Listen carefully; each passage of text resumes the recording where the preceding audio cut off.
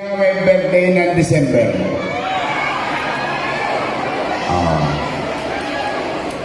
Sino, may nabalitaan na kayo, may nangyayari na? 1 week na ngayon.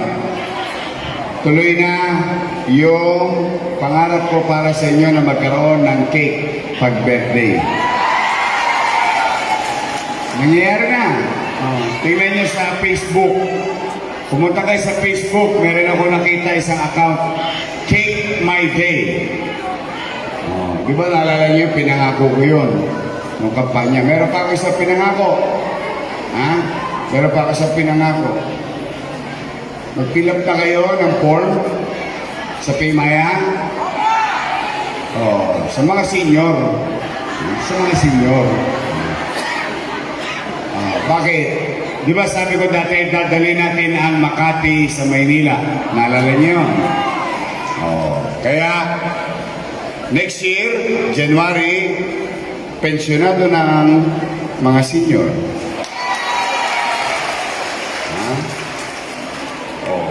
Sino sa inyo nag-aaral ang anak sa UDM? Meron na rin silang allowance. Sino sa inyo mag-aaral sa PLM? Meron na rin silang student allowance. Ito hindi ko sinabi. Pero, mangyayari. Sino sa inyo may anak na grade 12? Kahit grade 12, meron na rin student allowance. Kaya talagang lahat halos ng pera ng pamahalaan binabalik natin sa tao. Ngayon, gusto ko lang sabihin sa inyo na wala akong sinabi na at sasabihin na hindi ko gagawin. Ngayon, nag-alisa na ba mga adik dito? Meron pa? Meron pa? Pusher? Kriminal? Meron pa? Bakit? Bakit? Bakit? Ayaw na ayaw ko. Ayaw na ayaw ko. Mahirap na nga tayo. Pinupugaran pa tayo ng mga kriminal. Taas sa kamay ng mayaman dito. Taas sa kamay ng mahirap.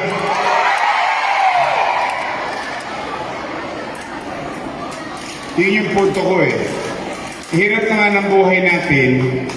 Ang inaasahan na lang natin sa gobyerno, pwede maglakad ang anak natin ng ligtas kahit anong oras ng gabi. Tama? Sino dito naghahanap buhay makaraos lang? Bakit sila adik? Bakit sila hold-upper? Sino dito naghahanap buhay para makaraos lang hanggang ngayon buhay pa?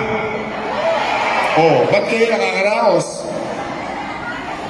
Yung mga kriminal na yan, batugan yan. Yan ang totoo niyan. Kaya gusto ko lang iparamdam sa inyo, maraming mga politiko magsasabi para sa mahirap, para sa mahirap. Bibigyan ka lang ng isang supot, kulay kahit, para sa mahirap na. Mga kababayan, baguhin na natin ang ating kaisipan. Pwede tayong mahirap, pero meron tayong dignidad.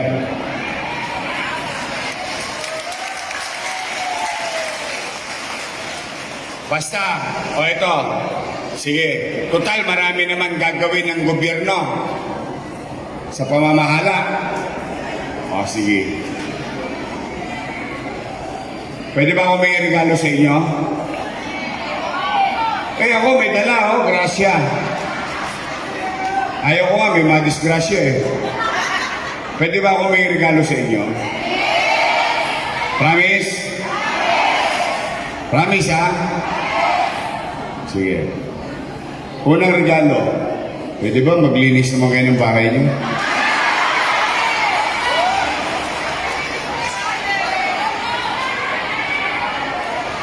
Kaya? Weh. Kaya? Promise? Sige. Pangalawa. Dalawa lang regalong hingin ko. Pangalawa. Pagkatapos yung maglinis ng bahay nyo, pwede ba makisuyo? Linisin nyo na rin yung tapat ng bahay nyo. Kaya? Uy! Yung tapat lang ng bahay mo. Huwag mo nang pakialaman yung tapat ng kapitbahay mo, chismosa. Yung may masabi lang, yung tapat na lang ng bahay mo. Tingnan nyo, bakit yun ang hinihingi ko sa inyo? Hayaan nyo na ubusin lahat ng kriminal, walang mapang-abuso, mapang-isa dito sa mundong ibabaw, partikular sa Maynila. Para payapa, lalo na ang Baseco. Pangalawa, gusto ko malinis ang Maynila. Gusto ko panatag ang loob ninyo. Kaya lang hindi ko kayang mag-isa. Kailangan ko ng tulong ninyo. Ngayon, mga kababayan, naniniwala ba kayo na ang kayamanan na ipapamana? Naniniwala kayo? Ang pera na ipapamana? Naniniwala kayo? Ang kahirapan na ipapamana din. Tama? Mahirap ang magulang. Ano ang anak? Mayaman ang magulang. Hindi totoo pala. Then, baguhin natin yan. Bigyan natin ng dignidad ang ating mga sarili. Kahit tayo mahirap, meron tayong dignidad. Kasi malinis tayo sa bahay, malinis tayo sa pamayanan, hindi tayo nang-iisa. Tapat tayo at may malasakit sa kapwa. Yan, kahit tayo mahirap, may dignidad sa pamumuhay.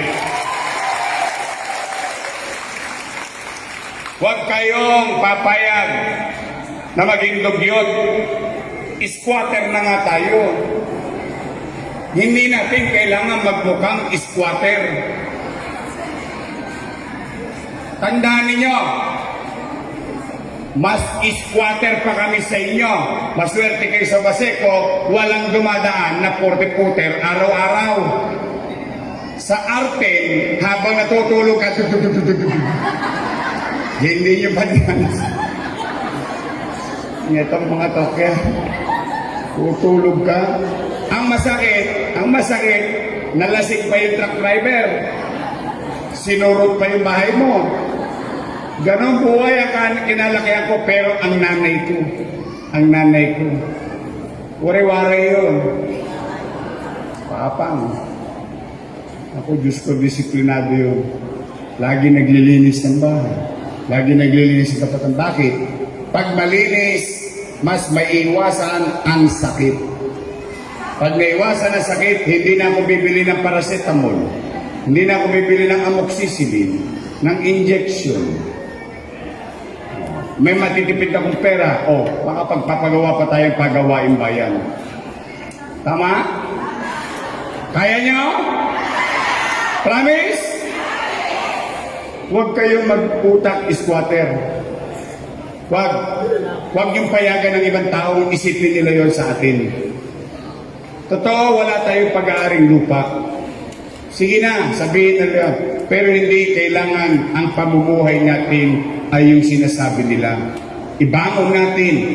Mga kababayan, marami dito, konti na lang ang birthday. Real talk Di ba pag real talk? Sabi ko sa inyo, iba akong politiko. Hindi ako yung katulad ng politiko na nakilala nyo. Na konting salita lang, kikiligin na kayo. Ako ginawa ninyong ama. Ang ama, naglalambing. Ang ama, nagdidisiplina. Ang ama, tumutugon sa pangangailangan ng kanyang mga mahal sa buhay. Tama ba? Ako ang pansamantala ninyong ama. Ang maririnig niyo sa akin ay katotohanan lamang. Pag meron, magarimunan tayo. Pag wala, muni-muni. Okay. Mga lolo, mga lola, kung totoong naniniwala kayo kay kahirapan na ipapamana, ang kadugyutan, lahat ng nakalakihan natin, gagayahin ng bata. Papayag ba kayo na magpapantay ang paa ninyo isang araw? Ang ibibigay natin sa anak natin, sa apo natin na lungsod ng Maynila, ay yung Maynilang nakagisnan natin? O, di kailangan gumawa tayo ng kakaibang bagay. Tama? O, ito na yung panahon. Pag ako tinulungan ninyo, naging malinis, disiplinado, maayos ang Maynila, susuklian ko yan. Magbubuti ako sa pagtatrabaho para sa inyo.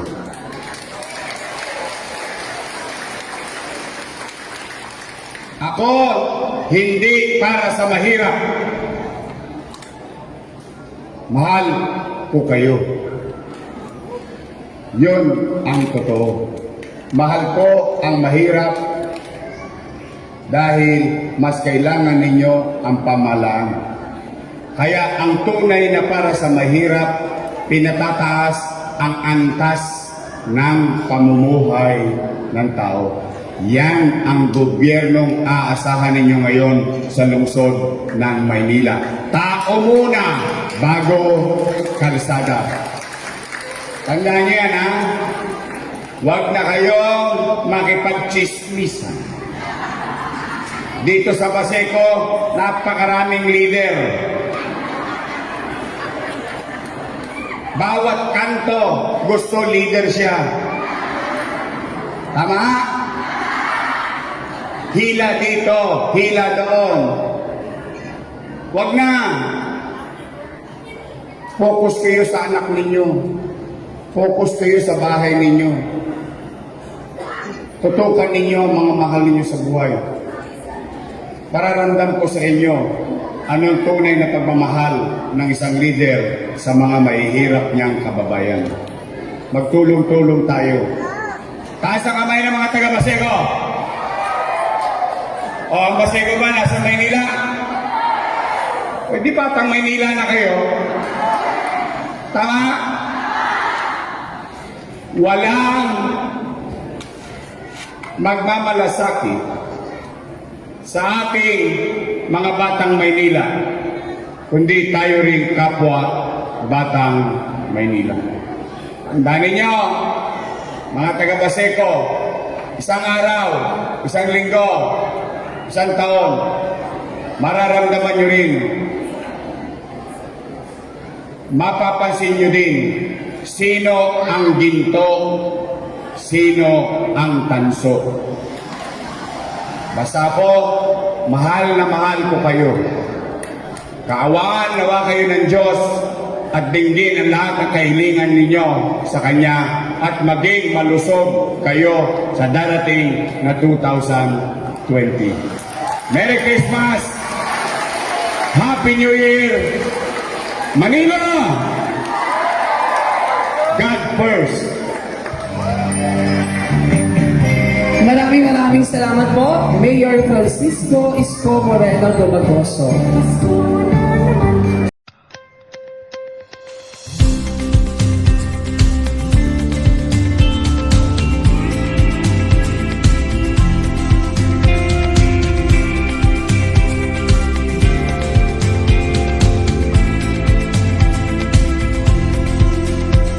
Posible kayang baguhin agos ng buhay natin.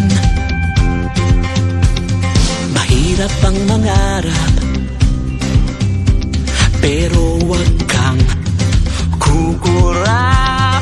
Posible bang totohanin mga pangako sa atin?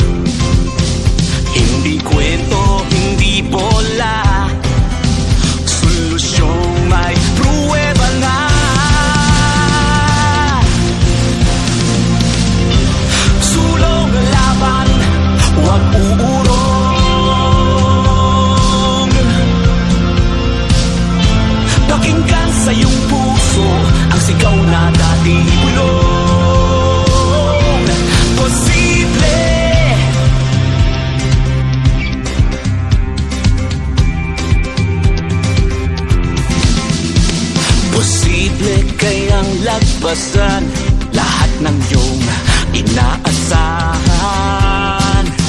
Sa unos ng paghamon, may bilis na